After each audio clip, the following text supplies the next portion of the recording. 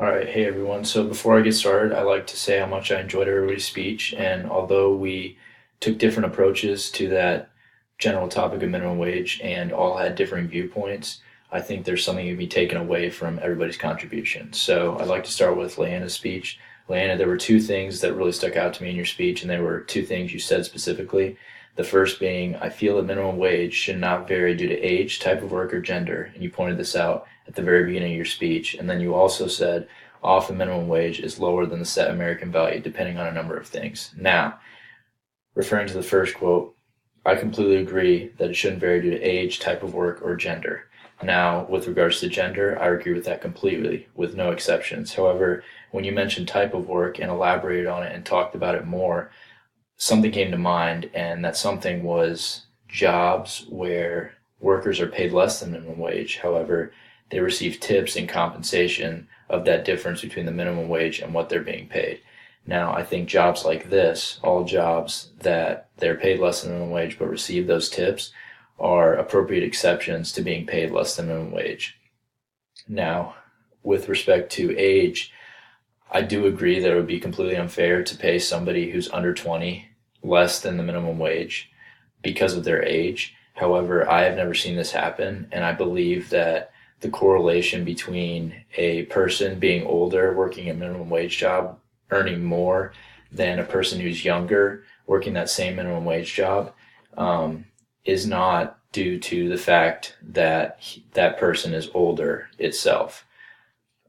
I believe that it's due more to the fact that thanks to the minimum wage and the opportunities that it has and offers within these jobs, these people who are working there for extended periods of time have opportunities for advancement and promotion. So I believe that these older people that are working at these jobs have worked there longer than the younger people. And the reason they're making more is because they've passed those pillars of advancement and of promotion. Now, Ali, something that really stuck out to me in your speech was when you said the assurance that I won't get paid less than $7.70 an hour is great, and I couldn't agree more with this.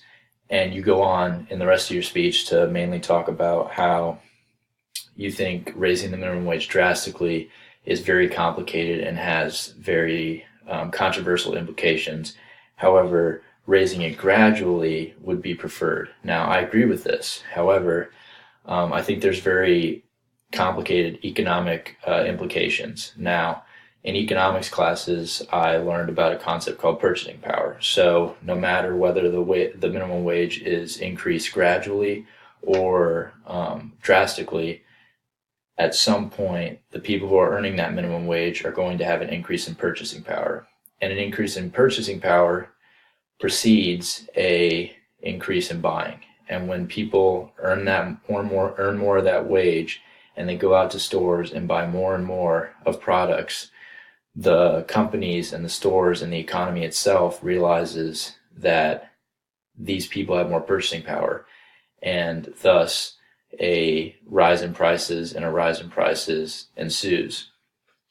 So raising the minimum wage is only going to precede a raise in prices, and that's what I think. So if you think about, I talked about this in my speech, how back in 1940 you could buy a can of Coca-Cola for 5 cents, and going out and buying a can of Coca-Cola for 5 cents today would be awesome. However, it's $1 today. But back in 1940, people weren't making that $7.25 minimum that the nation requires now.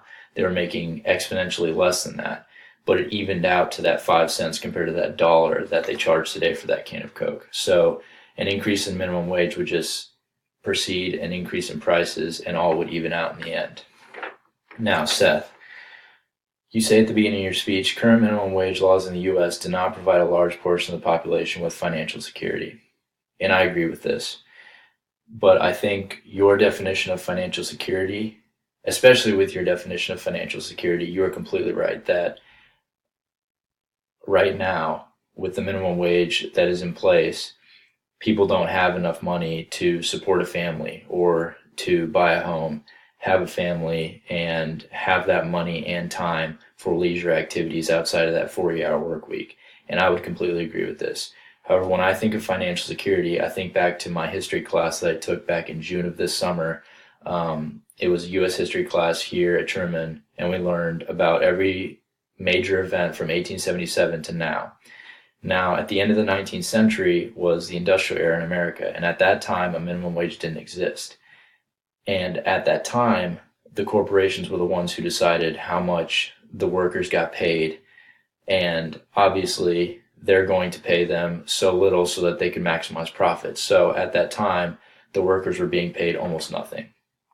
And this was kind of a precedent. It set a precedent to the minimum wage being established. And that's one of the main reasons the minimum wage was established, to provide financial security to these workers. And you point that out in your speech, how financial security, or not financial security, but the minimum wage itself is there to balance the power between employers and low wage workers. And this is what the minimum wage was set in the beginning of the 20th century for, just to do just that. And so with my definition of financial security being the protection of workers from the corporations, I believe minimum wage does achieve this and it doesn't need to be raised. However, using your definition of financial security, I think it would be completely appropriate to need to raise the minimum wage.